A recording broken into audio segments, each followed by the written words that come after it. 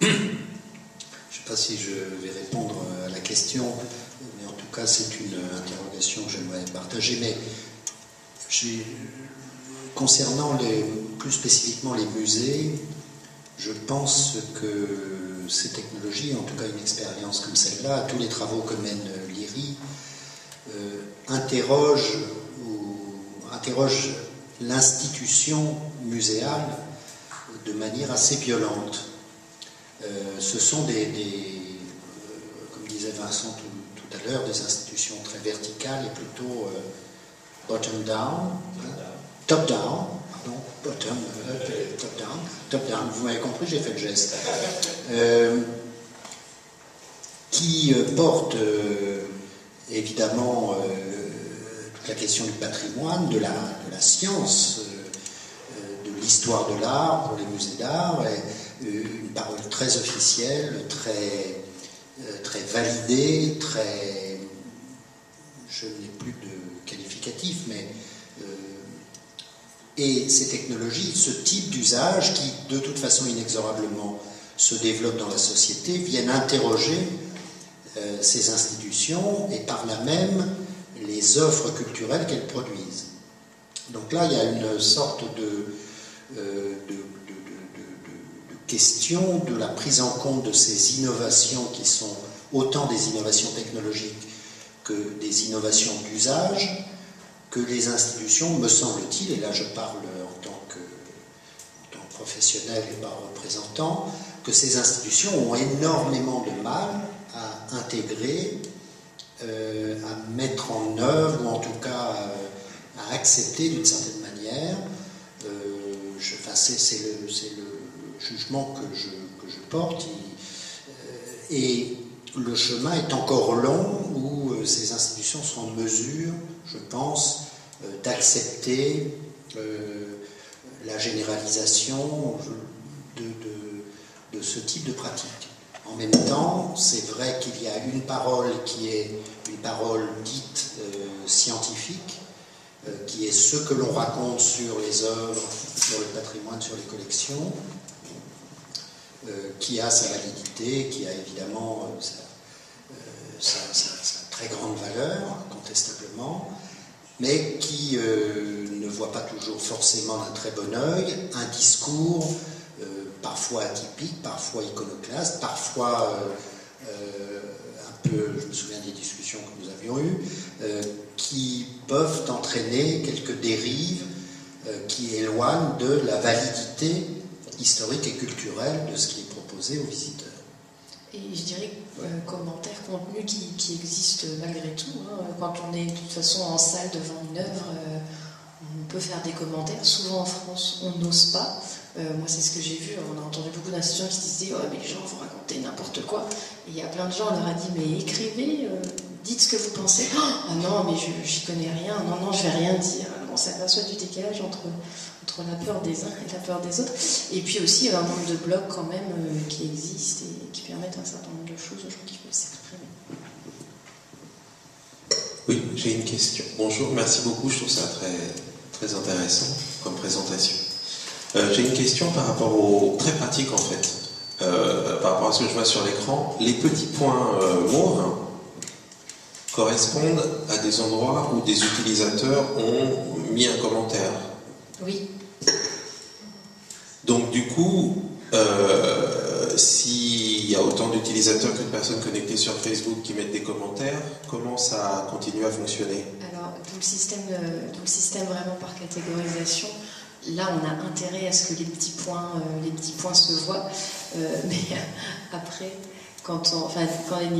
à chaque niveau de zoom, en fait, les points se dédoublent les uns des autres. Mais l'idée, c'est vraiment... il y a tout un logiciel derrière qui permet de gérer un certain nombre d'archives quand même, qui n'est pas encore actif maintenant parce qu'on a des limitations sur les contenus, mais avec la question de personnaliser, la question de catégorie, la décision de suivre certaines personnes et pas d'autres. Donc ça, c'est sûr qu'il y a toute une problématique de catégorisation derrière qui est là. Et pour l'instant, on a mis en place un système qui est à l'échelle de ce avec quoi on fonctionne, mais qui est amené à évoluer. On a déjà créé des briques de programme pour gérer tous ces flux de contenu sur une carte. En fait, ce que Noémie a passé un peu rapidement, mais qui est un élément clé dans les dispositifs de contribution, ce sont les métadonnées. Ce qu'on appelle les métadonnées, ce sont ces petits tags que vous avez vus qui sont rentrés soit par l'institution, et c'est là justement je réponds à votre question, qu'est-ce qui va permettre de faire dialoguer un parcours officiel, qui peut tout à fait être intégré dans ce dispositif, et un parcours amateur? Eh bien, ce sont les métadonnées. C'est-à-dire qu'une institution sera sans doute très attentive à bien renseigner, bien indexer, parce qu'il y a une longue tradition de ça dans les institutions muséales ou dans les bibliothèques d'ailleurs, et chez les conservateurs, donc probablement des notices très bien indexées par les institutions. L'amateur, lui, utilise ce qu'on appelle des folksonomies, c'est-à-dire qu'il ne va pas forcément être un expert dans l'indexation et le bon terme qu'il faut utiliser officiellement, mais il va s'exprimer avec ses propres mots, ce qu'on appelle le tagging. Et ça, c'est intéressant parce que dans une plateforme comme celle-là, vous pouvez combiner du top-down et du bottom-up, donc vous pouvez combiner ce qu'on appelle la taxonomie avec de la folksonomie, donc des tags exprimés par les utilisateurs. Et qu'est-ce qui permet de s'y retrouver? C'est un moteur de recherche. Parce que Noémie a raison d'insister sur des questions de visualisation, c'est aussi un enjeu de recherche très important, ce qu'on appelle la data visualization. Nous commençons des recherches dans ce domaine avec un laboratoire de l'INRIA à Saclay, mais c'est évident qu'au-delà de la question de la représentation, en fait, de manière concomitante à la question de la représentation, il y a la question des métadonnées sous-jacentes, qui elles vont permettre de jouer avec la carte ou de jouer avec du temps, si c'était du temps. Nous, on a travaillé beaucoup à l'IRI sur le temps, mais ici, c'est de l'espace. Mais toujours, que ce soit du temps ou de l'espace, l'enjeu sous-jacent, c'est le tagging et les métadonnées. Alors vous allez me dire, mais l'utilisateur, il n'a pas envie de mettre des tags, pourquoi est-ce qu'il irait s'embêter? Alors en plus, il faut qu'il fasse un parcours, en plus vous lui demandez de l'indexer, de le taguer correctement. C'est là qu'il y a deux choses importantes, c'est d'une part la motivation, donc j'en ai parlé tout à l'heure, la question de l'attention, de la motivation, ce que François disait aussi sur la question du désir, le désir d'être vu, c'est très important sur les réseaux sociaux. Ma contribution, j'ai envie qu'elle soit visible.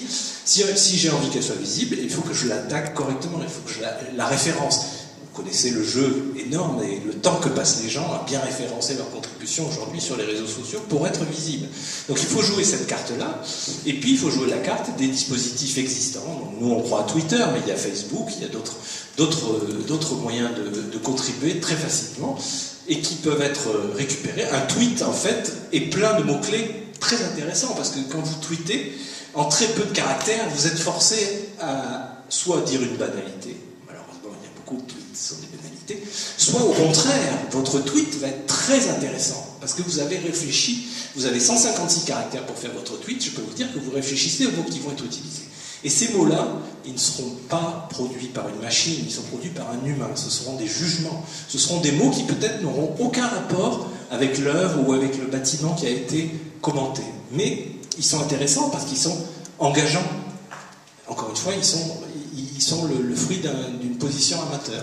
Et ça, c'est ce dispositif-là qu'il faut encourager, même si ça ne veut pas dire qu'une approche institutionnelle, classique, avec les bons termes, les bonnes indexations, les bonnes ontologies, c'est très bien aussi, mais il faut combiner les deux.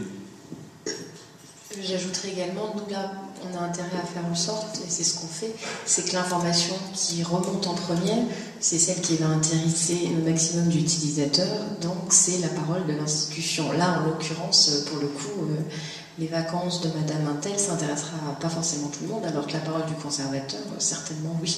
Donc de toute façon, ça c'est les musées qui décident aussi de l'information qui remonte.